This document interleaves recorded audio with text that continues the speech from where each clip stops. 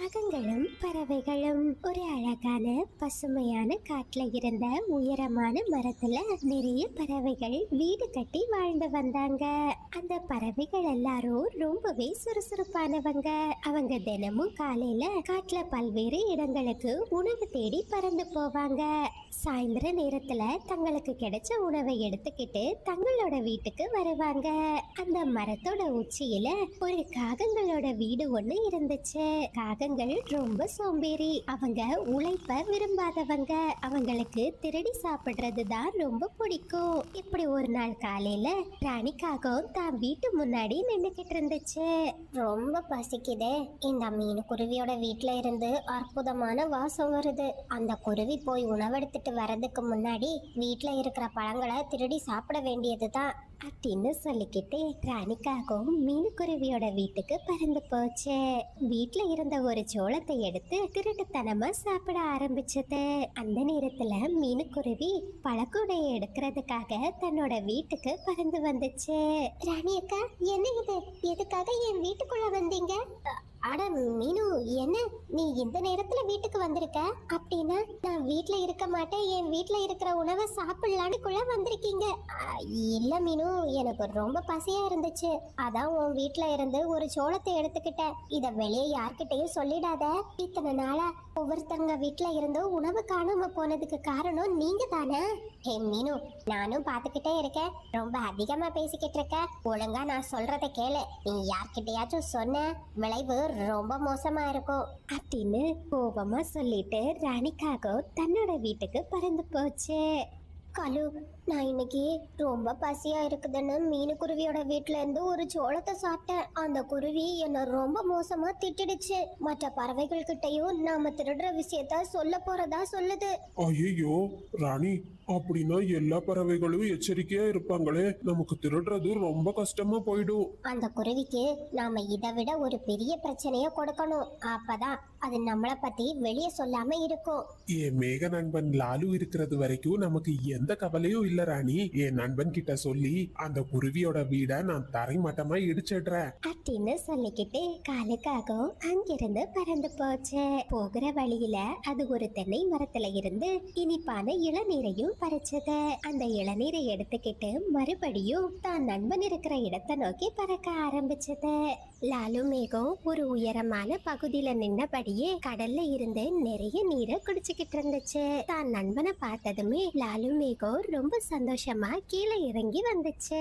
இங்க பாரு, உனக்காக இளநீ கொண்டு வந்திருக்க. இது ரொம்ப இனிப்பா இருக்கும், குடி. உடனே லாலு மேகமும் காலு காகத்துக்கிட்ட இருந்து அந்த இளநிய வாங்கி குடிச்சது. கலு, என்கிட்ட இருந்து உனக்கு ஏதோ உதவி தேவைப்படுதுன்னு நினைக்கிறேன். என்ன வேணும்? தாராளமா கேளு. நண்பா, என்னோட மனைவிய ஒரு குருவி ரொம்ப மோசமா திட்டிடுச்சு. நீ அந்த குருவியோட வீட்டை இப்பவே இடிச்சு தரமட்டமாக்கிடு. நான் இப்பவே அந்த வேலைய சிறப்பா செஞ்சு முடிச்சிடுறேன் அப்படின்னு சொன்ன லாலு மேகம் மீனுக்குருவியோட வீட்டை நோக்கி போச்சு. மேகமும் மீனுக்குருவியோட வீட்டின் மேல நின்னபடியே நிறைய மழை நீரை பொழிய ஆரம்பிச்சது. ஹே மேகமே, இங்க இருந்து போ. எதுக்காக என் வீட்டு மேல இவ்வளவு நிறைய மழைய பொழியிற? ஹே குருவி, என் நண்பனை காயப்படுத்தின யாரையும் நான் சும்மா விட மாட்டேன். இந்த மோசமான மேகம் என் வீட்டை இடிக்காம விடாதுன்னு நினைக்கிறேன். காலுக்காக தான் இந்த மேகத்தை இங்க அனுப்பி இருக்கணும். கொஞ்ச நேரத்திலேயே லாலு மேகமும் மீனுவோட வீட்டை இடிச்சு தரைமட்டமாக்கிடுச்சு. மோசமான மேகம், நீ செய்த காரியத்துக்கு கண்டிப்பா ஒரு நாள் உனக்கு தண்டனை கிடைச்சே தீரும். சின்ன குருவி, உன்னால எங்களை எதுவுமே செய்ய முடியாது அப்படின்னு சொல்லிக்கிட்டு லாலு மேகம் ரொம்ப கர்வத்தோட அங்கிருந்து போயிடுச்சு. மீனு, என்னாச்சு? உன் வீடு மட்டும் ஏன் இப்படி உடைஞ்சு கிடக்குது? மிட்டு அந்த மோசமான காலுக்காக அதனோட நண்பன் லாலு மேகத்துக்கிட்ட சொல்லி என் வீட்டை உடைச்சிடுச்சு. மீனு, கவலைப்படாத. நீ வீடு கட்டுறது வரைக்கும் தாராளமா என் வீட்டுல வந்து உட்கார்ந்துக்கோ அப்படின்னு சொன்ன மிட்டு கிளி மீனுக்குருவிய தன்னோட வீட்டுக்கு கூட்டிட்டு போச்சு. அப்படியே மறுநாள் பொழுது விடிஞ்சது. ரெண்டு காகங்களும் ஒரு மரத்தோட கிளையில உட்கார்ந்து பேசிக்கிட்டு இருந்தாங்க. அந்த நேரத்துல புறா ஒரு தர்பூசணி பழத்தை எடுத்துக்கிட்டு தன்னோட வீட்டை நோக்கி பறந்து வந்துச்சு. கலு, புறா கிட்ட ஒரு தர்பூசணி இருக்கு. இந்த வெயில் காலத்துல தர்பூசணி சாப்பிட்டா ரொம்ப அருமையா இருக்கும். அப்படின்னு பேசிக்கிட்டு ரெண்டு காகங்களும் புறாவை வழிமறிச்சாங்க. உங்களுக்கு என்ன வேணும்? எதுக்காக என்ன வழிமறிச்சுட்டு நிக்கிறீங்க? ஒழுங்கா இந்த தர்பூசணியை எங்க கிட்ட கொடுத்துடு. உனக்கு சாப்பிடுறதுக்கு வேற தர்பூசணியை எடுத்துக்கோ. என்ன? இது நான் கஷ்டப்பட்டு விவசாயியோட தோட்டத்துல இருந்து எடுத்துட்டு வரேன். உங்களுக்கு நான் இந்த தர்பூசணிய தரவே மாட்டேன். என்ன தரமாட்டியா? நேத்துக்கே மீனுக்குருவியோட வீடு உடைஞ்ச விஷயம் உனக்கு தெரியும் இல்ல? என் நண்பன் கிட்ட சொல்லி உன் வீட்டையும் உடைச்சிடுவேன். முடிஞ்சா உடைச்சு பாருங்க அப்படின்னு சொல்லிக்கிட்டு புறா தன்னோட தர்பூசணியை எடுத்துக்கிட்டு அங்கிருந்து பறந்து போயிடுச்சு. பாத்தீங்களா அந்த புறாவோட கொழுப்ப? அந்த புறாவை சும்மா விடக்கூடாது. இன்னைக்கு அதனோட வீடை இடிச்சிடுங்க. அப்பதான் நம்ம மேல எல்லாருக்கும் பயம் இருக்கும். நான் இப்பவே என் நண்பன் கிட்ட போய் இந்த விஷயத்த சொல்றேன் அப்படின்னு சொன்ன காலுக்காக மரத்துல இருந்து ஒரு இளநீரை பறிச்சுக்கிட்டு தான் நண்பன் இருக்கிற இடத்தை நோக்கி பறந்து போச்சு. நண்பா, இன்னைக்கும் என்ன பார்க்க வந்திருக்க? என்ன விஷயம்? லாலு, ஒரு புறா உன்னை பத்தி ரொம்ப மோசமா பேசிடுச்சு. உன்னால அதனோட வீட்டை இடிக்க முடியாதான். அது தன்னோட வீட்டை ரொம்ப பலமா கட்டியிருக்கான். அந்த புறாவுக்கு என் சக்தி என்னன்னு நான் இன்னைக்கு புரிய வைக்கிறேன். ஆமா நண்பா, கண்டிப்பா அந்த புறாவோட வீட்டை நீ இன்னைக்கு இடிச்சே ஆகணும். இந்த இளநீரை குடி, அப்பதான் உனக்கு இன்னும் அதிக வலிமை கிடைக்கும். லாலு மேகமும் காலுக்காகத்துக்கிட்ட இருந்து இளநீரை வாங்கி குடிச்சது. அப்படியே காட்டுல ராத்திரி நேரம் வந்துச்சு. லாலு மேகம் புறாவோட வீட்டுக்கு போய் அதிக மழைய பொழிய ஆரம்பிச்சது. ஐயோ, காலு சொன்னபடியே அந்த மேகத்தை இங்க கூட்டிட்டு வந்துட்டானே. இந்த மழைக்கு என் வீடு உடையாம இருக்கணும் கடவுளே. ஹே புறா, நீ என்ன நினைச்சாலும் உன் வீட்டை நான் இன்னைக்கு உடைக்காம விட மாட்டேன் அப்படின்னு சொல்லிக்கிட்டு லாலு மேகம் ஒரு இடிய புறாவோட வீட்டு மேல செலுத்துச்சு. உடனே அதனோட வீடு அப்படியே உடைஞ்சு போயிடுச்சு. தான் வீடு உடைஞ்சத பார்த்த புறா ரொம்ப வருத்தத்துல அழ ஆரம்பிச்சது. இத பார்த்து சிரிச்சபடியே லாலு மேகம் அங்கிருந்து போயிடுச்சு. அப்படியே மறுநாள் பொழுது விடிஞ்சது. மற்ற பறவைகள் எல்லாம் ஒன்னா சேர்ந்து காகங்களோட அநியாயத்துக்கு ஒரு முடிவு கட்டணும்னு நினைச்சாங்க. இதை இப்படியே விட்டா நாம இந்த காட்டுல இருந்து வேற காட்டுக்கு போக வேண்டியதுதான். அந்த காகங்கள் செய்யறது கொஞ்சம் கூட நியாயம் இல்ல. ஆமா, அந்த காகங்களை விட அதிக வலிமை கொண்ட ஒரு நண்பனை நமக்காக சண்டை போட வைக்கணும். நாம அந்த மேகத்தை ஜெயிக்கணும்னா சூரியன் கிட்ட தான் உதவி கேட்டாகணும். சூரியன் இருக்கிற இடம் எனக்கு ரொம்ப நல்லா தெரியும். நான் உங்களை அங்க கூட்டிட்டு போறேன் அப்படின்னு சொன்ன புறா மற்ற பறவைகளை கூட்டிக்கிட்டு சூரியன் கிட்ட பறந்து போச்சு.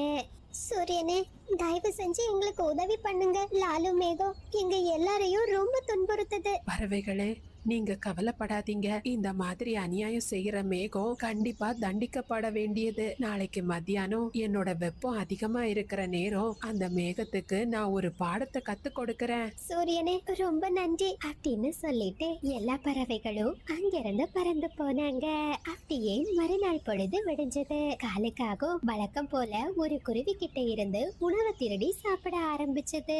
அதே நேரத்துல மத்தியான நேரம் வந்ததுமே சூரியனும் மெதுவா லாலு மேகத்துக்கிட்ட இருந்த எல்லா தண்ணீரையும் வெளியே எடுக்க ஆரம்பிச்சது. சூரியனே, வேண்டாம், என்கிட்ட இருந்த தண்ணீரை வெளியே எடுக்காதீங்க. உன் கெட்ட நண்பன் கூட சேர்ந்து மற்ற பறவைகளை நீ ரொம்ப துன்புறுத்த ஆரம்பிச்சிட்ட. இனிமே உன்னால மழைய பொழிய வைக்கவே முடியாது அப்படின்னு சொன்ன சூரியன் மேகத்துக்கிட்ட இருந்த எல்லா நீரையும் வெளியே எடுத்துடுச்சு. இதனால லாலு மேகம் மழை பொழியிற தன்மையை இழந்துடுச்சு. மோசமான நண்பனால என்னோட சக்தியை நான் இழந்துட்டேனே அப்படின்னு சொல்லிக்கிட்டு லாலு மேகம் அந்த காட்டை விட்டே போயிடுச்சு. அதே நேரத்துல மற்ற பறவைகள் எல்லாம் ஒன்னா சேர்ந்து அந்த அநியாயம் பண்ண ரெண்டு காகங்களையும் ரொம்ப பலமா அடிச்சாங்க. வேற வழி இல்லாத காகங்கள் அந்த காட்டை விட்டே பறந்து போயிட்டாங்க. வீடு அது ஒரு அழகான காலை பொழுது. அந்த நேரத்துல மீனுக்குருவியும் சாராவும் தங்களோட வீட்டின் மேற்கூரையில உட்கார்ந்து இப்படி பேசிக்கிட்டு இருந்தாங்க. அம்மா, இங்க பாருங்க, நம்ம வீட்டு மேல எவ்வளவு பெரிய ஓட்டை விழுந்திருக்குன்னு. ஆமா சாரா, 2 நாட்களுக்கு முன்னாடி இந்த மரத்தோட கிளை நம்ம கூரையில விழுந்துடுச்சு. அதனாலதான் இவ்ளோ பெரிய ஓட்டை வந்திருக்கு. அம்மா, அப்படின்னா மழை பெஞ்சா தண்ணி எல்லாம் நம்ம வீட்டுக்குள்ள வந்துடாதாமா? ஆமா சாரா, மழைக்காலத்துக்கு இன்னும் 2 நாட்கள் தான் இருக்கு. நாம அதுக்கு முன்னாடி மரக்கட்டைகளை தேடி நம்ம வீட்டோட மேற்கூரைய சரி செஞ்சிடலாம் அப்படின்னு சொன்ன மீனுக்குருவி சாராவை கூட்டிக்கிட்டு மரக்கட்டைகளை தேடி பறந்து போச்சு. ரொம்ப தூரம் பறந்த அந்த குருவிகளுக்கு ஒரு காஞ்ச மரம் தென்பட்டுச்சு. மீனுக்குருவி அந்த மரத்துல இருக்கிற கிளைகளை வெட்டி கீழே போட்டுச்சு. குழந்தை சாராவோ ஒவ்வொரு குச்சிகளா எடுத்து அத ஒரு பெரிய கட்டா கட்டி வச்சா. கொஞ்ச நேரத்திலேயே மீனுவும் சாராவும் அந்த மரக்கட்டைகளை தூக்கிக்கிட்டு தங்களோட வீட்டை நோக்கி பறந்து போனாங்க. என்னாச்சுமா, ஏன் இங்க நின்னுட்டீங்க? நதிக்கரையோட பக்கத்துல கொஞ்சம் தானியம் இருக்குமா, நாம கொஞ்சம் தானியங்களை சாப்பிட்டுட்டு மீதி தானியத்தை நம்ம வீட்டுக்கு எடுத்துட்டு போலாம். மழை காலத்துல அது நமக்கு நிச்சயமா பயன்படும். சரிம்மா, இந்த மரக்கட்டைகளை எடுத்துக்கிட்டு நாம தானியம் இருக்கிற இடத்துக்கு போலாம். வேண்டாமா, இவ்வளவு தூரம் இந்த கட்டுகளை தூக்கி பறந்து வந்ததே ரொம்ப களைப்பா இருக்கு. பக்கத்துல தானே தானியம் இருக்கு, நாம சீக்கிரம் அதை சாப்பிட்டுட்டு இங்க வந்துடலாம் அப்படின்னு சொன்ன மீனுக்குருவி அந்த மரக்கட்டைகளை மரக்கிளையிலேயே வச்சுக்கிட்டு நதிக்கரையோட பக்கத்துல இருக்கிற தானியங்களை சாப்பிடுறதுக்காக பறந்து போச்சு. அந்த நேரத்துல காலுவும் ராணியும் மரக்கட்டைகளை தேடி அந்த பக்கமா பறந்து வந்தாங்க. அப்படி பறந்து வந்த காகங்களுக்கு மரத்தோட கிளையில மரக்கட்டைகள் இருக்கிறது தென்பட்டுச்சு. காலு, நமக்கு இன்னைக்கு ரொம்ப அதிர்ஷ்டம் தான். நம்மளுக்காகவே இவ்ளோ மரக்கட்டைகள் காத்துக்கிட்டு இருக்கு. நிச்சயமா ஏதோ ஒரு பறவை தான் இந்த மரக்கட்டையை இங்க வச்சுட்டு போயிருக்கு. அந்த பறவை திரும்பி வர்றதுக்கு முன்னாடி நாம இதை எடுத்துட்டு நம்ம வீட்டுக்கு ஓடிடுவோம் அப்படின்னு பேசிக்கிட்டு 2 காகங்களும் அந்த மரக்கட்டைகளை தூக்கிக்கிட்டு அங்கிருந்து பறந்து போயிட்டாங்க. அம்மா அம்மா, அங்க பாருங்க, காலு அங்கிளும் ராணி ஆண்டியும் நம்மளோட மரக்கட்டைகளை எடுத்துட்டு போறாங்க. ஐயோ, இந்த காகங்களோட கண்ணுக்கு எங்களோட மரக்கட்டைகள் தென்பட்டுச்சு. அவங்க நம்ம கிட்ட திருப்பி கொடுப்பாங்களோ என்னவோ அப்படின்னு பேசிக்கிட்டு மீனுக்குருவியும் சாராவும் காகங்களை பின்தொடர்ந்தே பறந்து போனாங்க. காலு, சீக்கிரம், இந்த மரக்கட்டைகளுக்கு சொந்தமான குருவிங்க வந்துட போகுது. ராணிக்காக இப்படி சொன்னதுமே காலுக்காகவும் ரொம்பவும் வேகமா தன்னோட வேலைய செஞ்சுக்கிட்டு இருந்துச்சு. ஒரு வழியா மீனுக்குருவியும் சாராவும் காகங்களோட வீட்டை தேடி அங்க வந்துட்டாங்க. ராணி அக்கா, இது என்னோட மரக்கட்டைகள். நான் தான் இதை எடுத்து அந்த மரக்கிளையில வச்சுக்கிட்டு தானியங்களை சாப்பிடுறதுக்காக நதிக்கரையோட பக்கம் போனேன். இது நல்ல கதையா இருக்கே. நாங்க இந்த மரக்கட்டைகளை ரொம்ப கஷ்டப்பட்டு தேடி கண்டுபிடிச்சு எடுத்துட்டு வந்திருக்கோம். நாள் முழுவதும் நானும் காலுவும் மரக்கட்டைகளை கஷ்டப்பட்டு வெட்டிக்கிட்டு இருந்தோம். உனக்கு தெரியுமா? ராணி ஆண்டி, பொய் சொல்லாதீங்க. நீங்க இந்த மரக்கட்டைகளை எடுத்துட்டு போனதை என் 2 கண்ணால பார்த்தேன். ஏ குட்டி புசாசு, அமைதியா இருக்க மாட்ட? நீ தூக்கத்துல எதுவும் கனவு கண்டிருப்ப. சரி, நாங்க பொய் சொல்றதாகவே இருக்கட்டும். உங்க வீட்டோட மேற்கூரைய சரி செஞ்சுக்கிட்டு மீதி மரக்கட்டைகளையாச்சும் எங்களுக்கு கொடுப்பீங்களா? ஏ குருவி, போனா போகுதுன்னு பாக்குறேன். நீ ரொம்ப ஓவரா பேசிக்கிட்டு இருக்க. ஒழுங்கா 2 பேரும் இங்க இருந்து போயிடுங்க, இல்ல இந்த சுத்தியலால உங்க மண்டையை உடைச்சுடுவேன். காலுக்காக இப்படி சொன்னதுமே பயந்து போன மீனுக்குருவி தான் பொண்ணு சாராவை கூட்டிக்கிட்டு தன்னோட வீட்டுக்கு பறந்து போயிடுச்சு. அப்படியே காட்டுல ராத்திரி நேரம் வந்துச்சு. வானத்துல கருமேகங்கள் சூழ்ந்து மழை வர மாதிரி பலமா மின்னலும் மின்னிக்கிட்டு இருந்துச்சு. அம்மா, ஒருவேளை இன்னைக்கு ராத்திரி மழை வந்துடுச்சுன்னா என்ன ஆகும்மா? சாரா, இன்னைக்கு மழை வந்துடுச்சுன்னா நாம வீட்டுக்குள்ள இருக்க முடியாதும்மா. ஏதாச்சும் மரக்கிளையில தான் தங்கணும். மழை வராம இருந்தா அது நம்மளோட அதிர்ஷ்டம் தான் அப்படின்னு பேசிக்கிட்டே 2 பறவைகளும் பயந்தபடியே தங்களோட வீட்டுக்குள்ள உட்கார்ந்திருந்தாங்க. அப்படியே மறுநாள் பொழுது விடிஞ்சிடுச்சு. மீனுக்குருவி ரொம்ப சீக்கிரமா சாராவை கூட்டிக்கிட்டு மரக்கட்டைகளை தேடி பறந்து போச்சு. ரொம்ப தூரம் பறந்த குருவிகளுக்கு இன்னொரு காஞ்ச மரம் தென்பட்டுச்சு. பிறகு மீனுவும் சாராவும் அந்த மரக்கட்டைகளை வச்சு தங்களோட வீட்டின் மேற்கூரைய சரி செஞ்சுட்டாங்க. அன்னைக்கு சாயங்காலமே காட்டுல ஜோரா மழை பெய்ய ஆரம்பிச்சிடுச்சு. அந்த குருவி குடும்பம் தங்களோட வீட்ல ரொம்ப சந்தோஷமா உட்கார்ந்திருந்தாங்க. ஏன்னா அவங்களோட வீடும் இப்ப உறுதியா இருந்துச்சு. அவங்களோட வீட்ல சாப்பிடுறதுக்கு நிறைய தானியங்களும் இருந்துச்சு. அம்மா, இந்த மலை ரொம்ப அழகா இருக்குல்லம்மா? ஆமா சாரா, நமக்கு சொந்தமா ஒரு வலிமையான வீடும் சாப்பிடுறதுக்கு நிறைய தானியங்களும் இருந்துச்சுன்னா நிச்சயமா இந்த மழைக்காலம் பாக்குறதுக்கு ரொம்ப அழகா இருக்கும். ஆனா அந்த குருவிகளோட சந்தோஷம் ரொம்ப நேரம் நீடிக்கல.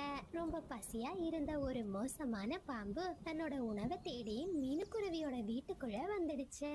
ஐயோ சாரா, சீக்கிரம் வீட்டுக்குள்ள இருந்து வெளியே போ. மீனுக்குருவியும் சாராவும் தங்களோட வீட்ல இருந்து வெளியே பறந்து வந்துட்டாங்க. என்னோட உணவு குருவிங்களா, நான் ரொம்ப பசியா இருக்கேன், உங்களை சாப்பிட போறேன். பயந்து போன 2 குருவிகளும் தங்களோட வீட்டை விட்டுட்டு ஒரு மரத்தோட கிளையில உட்கார்ந்திருந்தாங்க. அம்மா, எனக்கு ரொம்ப குளிருதும்மா. நாம வேணா காலு அங்கிளோட வீட்டுக்கு போவோமா? அவங்க நம்மளோட மரக்கிளையில தானே அவங்க வீட்டோட மேற்கூரைய சரி செஞ்சாங்க. ஆமா ஆமா சாரா, எனக்கும் அதுதான் சரின்னு படுது. நம்ம அவங்க கிட்ட உதவி கேட்டா நிச்சயமா அவங்க நமக்கு உதவி செய்வாங்க அப்படின்னு சொன்ன மீனுக்குருவி சாராவை கூட்டிக்கிட்டு காகங்களோட வீட்டுக்கு பறந்து போச்சு. ராணி அக்கா, எங்க வீட்டுக்குள்ள பாம்பு வந்துடுச்சு. சாரா ரொம்ப நேரமா மழையில நனைஞ்சுக்கிட்டு இருக்கா. இந்த மழை நிக்கிறது வரைக்கும் உங்க வீட்டுக்குள்ள இடம் கொடுப்பீங்களா? ஐயே, ஏ குருவி, உன்னோட தொல்லை தாங்கவே முடியலையே. நேத்து என்னடானா என் மரக்கட்டைகளை கொடுன்னு கேக்குற, இன்னைக்கு வீட்ல இடம் கொடுன்னு கேக்குற. ஒழுங்கா இங்க இருந்து போயிடு. ராணி ஆண்டி, உண்மையா சொல்லுங்க, நீங்க எங்களோட மரக்கட்டைகளால தானே உங்க வீட்டோட மேற்கூரைய சரி செஞ்சீங்க. ஏ குட்டி பிசாசு, உனக்கு வாய் ரொம்ப ஜாஸ்தி தான். ஒழுங்கா இங்க இருந்து போயிடுங்க. சாரா, இதுக்கு மேல எதுவும் பேச வேண்டாம். இவங்க கிட்ட கொஞ்சம் கருணையாவது இருக்கும்னு நினைச்சேன். ஆனா இவங்க ரொம்ப மோசமானவங்க.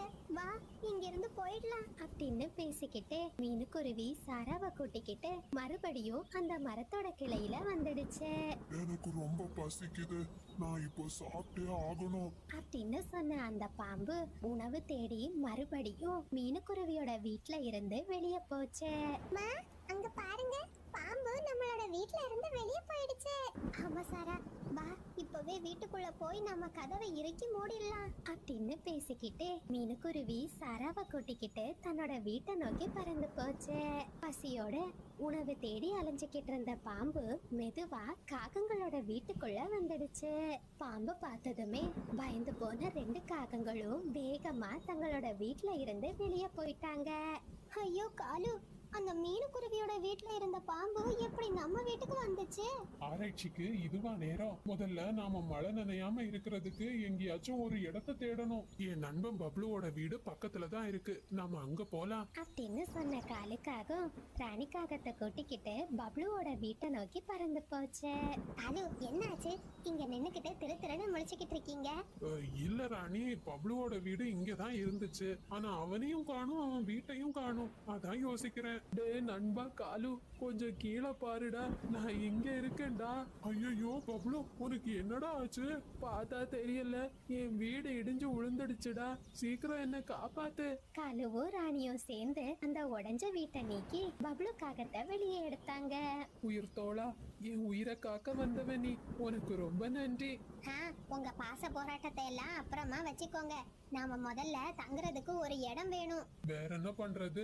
மறுபடியும் அந்த மீனுக்குருவி கிட்ட உதவி கேட்க வேண்டியதுதான் அப்படின்னு பேசிக்கிட்டு 3 காகங்களும் மீனுவோட வீட்டை நோக்கி பறந்து போனாங்க.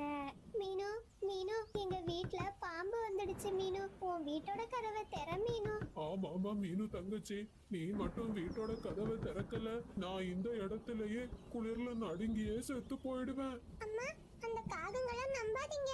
அவங்களுக்கு நாம எக்காரணம் கொண்டு நம்ம வீட்ல இடம் கொடுக்கவே கூடாது. இல்ல சாரா, அப்படி செய்யறது ரொம்ப தப்பு அப்படின்னு சொன்ன மீனுக்குருவி தான் வீட்டோட கதவை திறந்து காகங்களை வீட்டுக்குள்ள அனுமதிச்சது. மீனு, உனக்கு நிஜமாவே பெரிய மனசுதான். நீ வீட்டோட கதவை திறக்காம எங்களை விரட்டி விட்டுடுவேன்னு நினைச்சேன். காலுவண்ணா, நானும் உங்களை மாதிரி வீட்ல இருந்து துரத்தி விட்டா உங்களுக்கும் எனக்கும் எந்த வித்தியாசமும் இல்லாம போயிடும் அப்படின்னு சொன்ன மீனுக்குருவி கொஞ்சம் தானியங்களை காகங்களுக்கு சாப்பிட கொடுத்துச்சு. மீனுக்குருவி இப்படி பேசினது காகங்களோட தப்ப அவங்களுக்கு உணர்த்துச்சு. தப்ப உணர்ந்த காகங்கள் மீனுவோட முகத்தை பார்க்க முடியாம தலை குனிஞ்சு நின்னாங்க. நண்பர்களே, இது சப்ஸ்கிரைபர் விருப்பத்திற்கான நேரம். வாம்ஷிகா, டான்வர்த் 2 குட்டீஸ்க்கும் ஒரு பெரிய ஹாய். ஹாய் தருவேத், ஹர்ஷிதா, பிரதீக்ஷா, லக்ஷிகா ஸ்ரீ எல்லா குட்டீஸ்க்கும் ஒரு பெரிய ஹாய். இப்ஹாசினி, மேகன், ஆதித்யா, இன்பா எல்லா குட்டீஸ்க்கும் ஒரு பெரிய ஹாய். ஹாய் ஷமிதா, கிருஷ்ணமித்ரன், மோகன், காயத்ரி எல்லா குட்டீஸ்க்கும் ஒரு பெரிய ஹாய். தேவ் தர்ஷன், ஹர்ஷாலினி 2 குட்டீஸ்க்கும் ஒரு பெரிய ஹாய். ஹர்ஷவர்தினி, மித்ரா ஸ்ரீ, நிலா, ஹரிணி எல்லா குட்டீஸ்க்கும் ஒரு பெரிய hi. Hi Srinika, hi Kalpana, Santino, ஸ்டுவானோ 2 குட்டீஸ்க்கும் ஒரு பெரிய hi. Hi Merlin, hi Magisalini, hi Sathya, Dayantha, Yudharshan 2 குட்டீஸ்க்கும் ஒரு பெரிய ஹாய். சுர்ஜிதா, வசந்த், அபிநந்தன், அகில் நிவேஸ் எல்லா குட்டீஸ்க்கும் ஒரு பெரிய hi. Hi Mohammed Ifran, hi Sudeeksha.